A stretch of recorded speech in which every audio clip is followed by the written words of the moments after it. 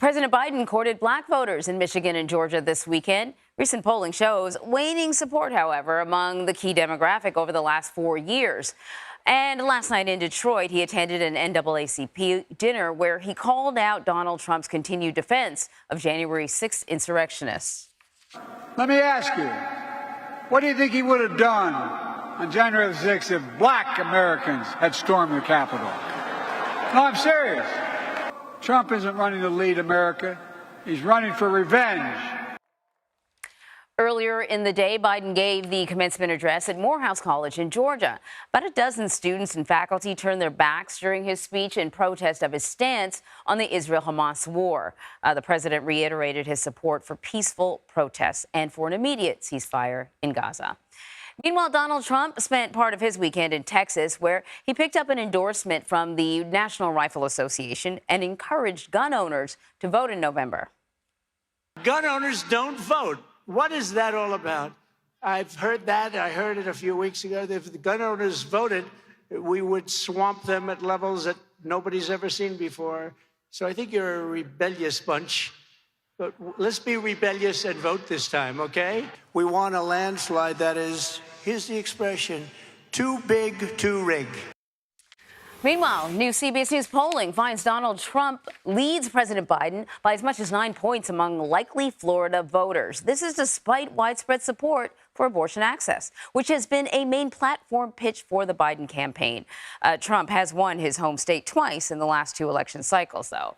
In a similar story in Arizona, where Biden trails Trump by as much as 5 points, despite winning that state 4 years ago. So CBS News Executive Director of Elections and Surveys, Anthony Salvanto, is joining us now to break down the numbers. So, Anthony, Michigan Senator and member of the Democratic Senatorial Campaign Committee, Senator Gary Peters, says that he's confident that the president is in good standing. That is despite the polling, and particularly in Arizona and Florida. He's not doing so well, I think, and they call them the Sun Belt states, right? But I want to play a little sound from the senator. I'm still confident that Joe Biden will win in Arizona as well. The election will continue to play out. These are going to be close races. As I said, with his lead, you know, I always take these polls with a grain of salt in the fact that these are competitive battleground states. By definition, they're going to be very close. We're going to win because not just because of the candidates, but also because of our ability to run better campaigns. So you know the Biden campaign has really been focusing on abortion rights and access to abortion. You would think in Arizona that would help a lot. How's he doing?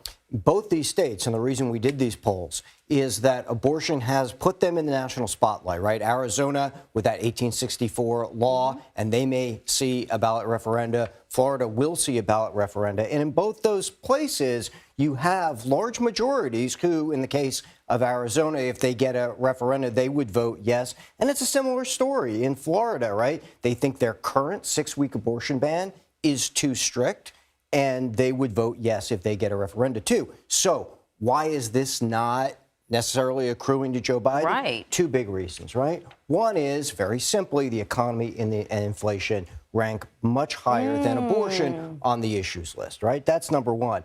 But the other one is this, and when we ask people, okay, Roe v. Wade got overturned. Do you give Donald Trump credit? A lot of folks on the, on the right do. Do you give him blame? That's what the Biden campaign wants to push, right? But only a third do, in this case in Florida, and 51% neither, okay? So these numbers are really important to me because I think if the Democrats, who are motivated about abortion, want to expand that feeling beyond their base, right, it's probably these numbers to connect Donald Trump to that, that they have to make move. And those are the things that are worth watching because they're not there right now. So then what about Donald Trump? What are the issues that he's able to sort of take advantage of? Well, certainly the economy. In these states, in every place that we've polled so far, right? He does better on people thinking that he will make their finances better. Yeah, right? And it's been like that for a while. It's been like that for a while, and part of that is driven by good memories that they have of the Trump years, right? They tell us. But also, look at this in Arizona, just one more point. Neither candidate elicits a majority saying that they feel like these folks care about their economic situation. But relative to Joe Biden, Donald Trump does better on do they care. And that's another number that I think if the Biden campaign is pushing or the Trump campaign is pushing, that's certainly one to watch. These numbers are always so fascinating. Anthony, thank you. Welcome.